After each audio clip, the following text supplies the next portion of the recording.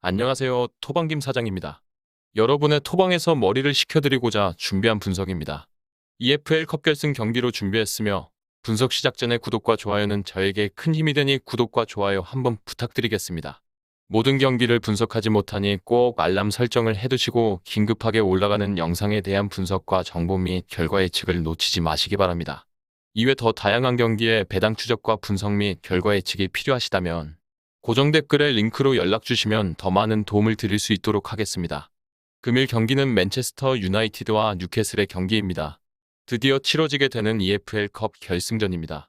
만일 이번 경기가 맨유의 홈에서 치러졌다면 의외로 싱거운 경기가 될 수도 있다고도 볼 수 있는데 이번 경기는 웸블리 스타디움에서 중립으로 치러지다 보니 뉴캐슬에게 희망적인 소식이라고 할 수 있습니다.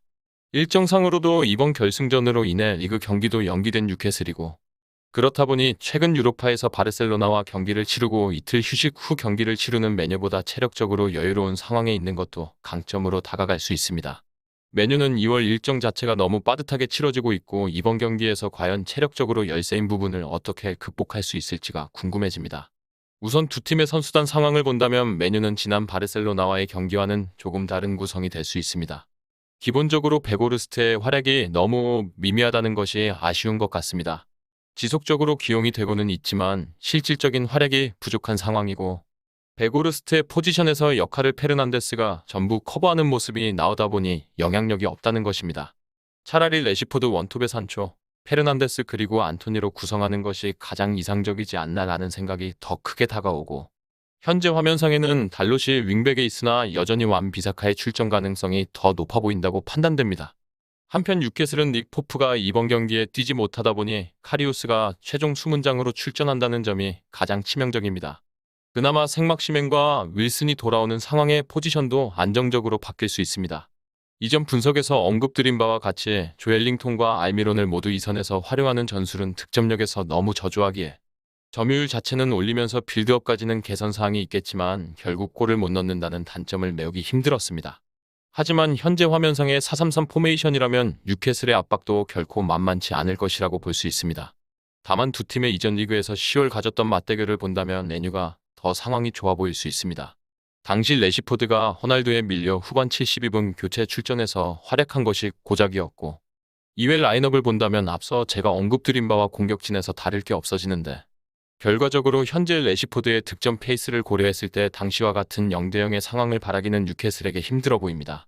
거기다 포프까지 빠지는 뉴캐슬은 박스 안에서 상황이 부담스러워질 수밖에 없고 아무리 수비에서 견고한 뉴캐슬이라고는 하지만 실점 확률은 높아질 수밖에 없습니다. 당시에도 점유율을 메뉴가 63%를 잡아가며 주도했던 경기였다 보니 이번 경기에서 뉴캐슬은 높이를 활용한 세트피스 상황을 살리지 못한다면 사실상 득점에서 메뉴를 뛰어넘는 것은 힘들어 보이고 최대 기대값이 정규시간 무승부 정도 밖에 되어 보이지 않는 것 같습니다. 그리고 우리는 배당을 살펴봐야 합니다. 현재 맨유에게 2.20의 초기 배당률이 설정되었고 이 배당에서 배팅 시 기대 승률은 45%인데 이번 경기의 데이터를 기반으로 한 통계적 승률도 45% 수준이라고 빅데이터는 평가하고 있습니다.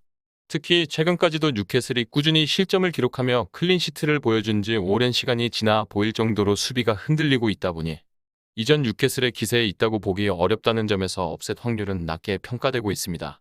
현재 bet365에서는 2.20의 메뉴에게 주어진 배당을 고수하고 있고 이외 업체들의 경우도 큰 폭의 차이를 보이고 있다고 판단하기는 어렵습니다.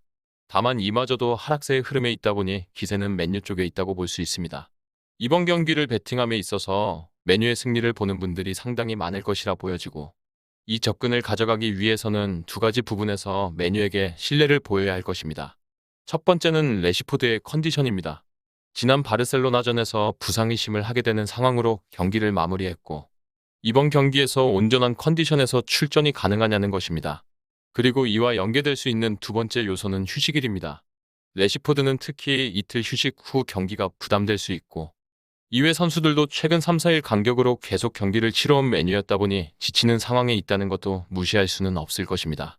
결국 메뉴는 체력적으로 더 지치는 후반이 오기 전 전반전에 리드를 잡아내는 것이 중요한데 닉 포프가 나오지 못한다는 점은 상당히 이 부분에서 기분이 좋을 수 있습니다.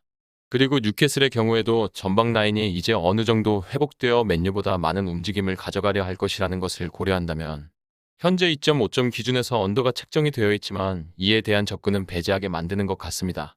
해외 전문 매체들은 이번 경기 결과를 1대0의 메뉴 승 또는 2대1의 메뉴 승이라고 말을 하고 있고, 개인적으로는 2대1에 조금 더 무게가 실리는 경기라고 생각도 듭니다. 물론 그렇다고 오버로 접근은 하지는 않을 이번 경기이고, 오히려 맨유의 한 점차 승리를 고려해서 일반 승리 또는 핸디캡 무승부가 더 괜찮은 선택지로 다가오는 경기라고 판단됩니다. 위 부분을 참고하는 베팅이 아닌 더 근시적인 결과는 배당률 흐름의 변화 및 경기 시작 전 결장자 정보에 따라 변동될 수 있습니다. 함께 베팅으로 더 효율적인 승률을 만들고자 만들어낸 채널입니다. 모든 경기를 영상에 담아내기에 한계가 있습니다. 이외 다른 경기들의 정보와 결과 예측 및 더 많은 도움이 필요하시다면 분석방으로 언제든지 연락주세요. 최선을 다해 보이겠습니다.